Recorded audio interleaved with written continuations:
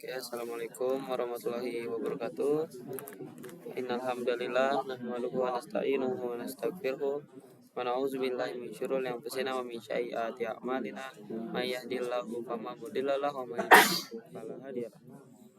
Asyhadu an la ilaha illallah wa asyhadu anna Muhammadan rasulullah ba'da. First of all, let's pray and thank God that Allah subhanahu wa ta'ala has given us all mercies and blessings. So you can watch this video without any further ado.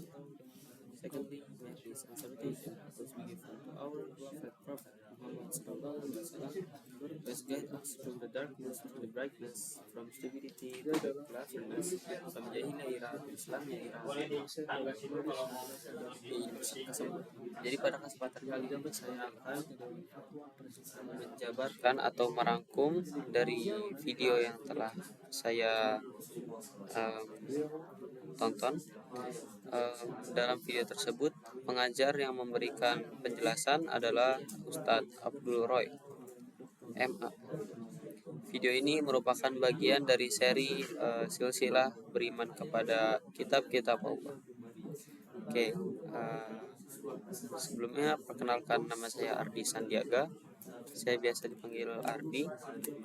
Oke, jadi mari kita lanjut ke dalam rangkuman yang akan kita jabarkan.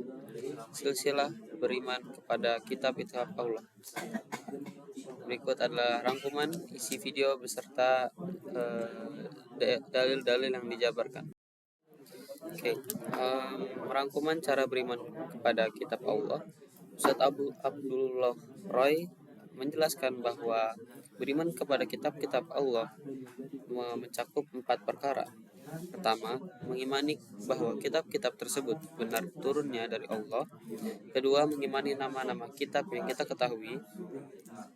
Ketiga, membenarkan berita-berita yang benar di dalamnya. Keempat, mengamalkan hukum-hukum yang tidak dihapus.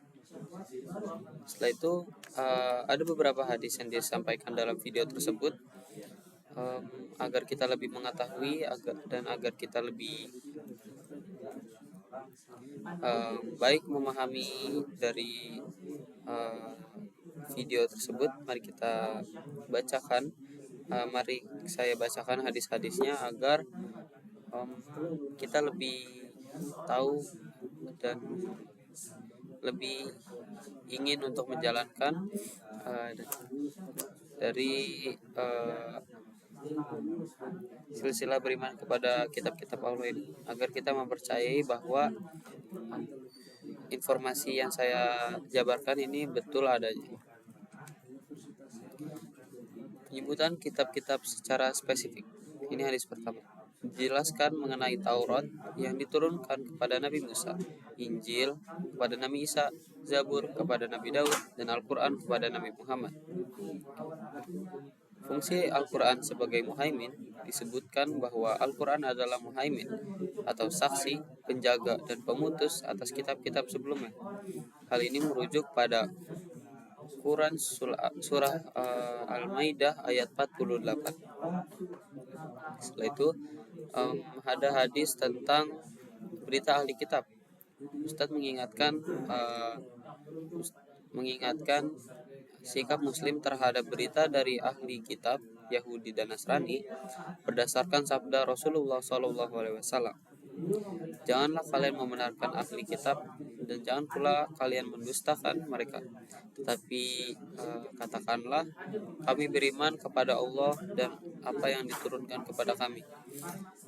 Hadis riwayat Bukhari.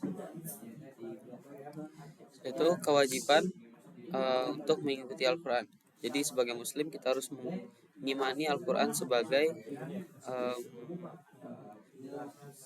kitab Allah yang harus kita patuhi di zaman sekarang, karena itu adalah satu-satu kitab yang benar hingga hari ini dan akhir zaman. Dan ditekankan oleh Rasulullah SAW, tidak ada pilihan lain bagi manusia selain mengikuti Al-Quran. Beliau juga mengutip hadis bahwa seandainya Nabi Musa alaihi salam masih hidup, maka tidak ada pilihan lain baginya kecuali mengikuti Nabi Muhammad SAW. Hadis riwayat Ahmad. Jadi ini maksud ini, jika andai saja Nabi Musa alaihi wasallam masih hidup, maka dia akan otomatis mengikuti Nabi Muhammad SAW, karena kitab dan ajaran yang dilakukan oleh Nabi Muhammad SAW itu adalah ajaran terakhir atau yang sudah sempurna, eh, yang diturunkan oleh Allah Subhanahu wa taala. Jadi kesimpulannya, video ini menekankan bahwa meskipun kita mengimani adanya kitab-kitab sebelum Al-Qur'an, namun secara syariat kita hanya wajib mengikuti dan menjalankan hukum-hukumnya dalam yang ada di dalam Al-Qur'an, karena Al-Qur'an adalah penyempurna, penutup dan pemutus kitab-kitab sebelumnya. Oke, mungkin itu saja dari saya. Saya harap teman-teman bisa mendapatkan hikmah dari video yang saya berikan. Syukron. Assalamualaikum warahmatullahi wabarakatuh.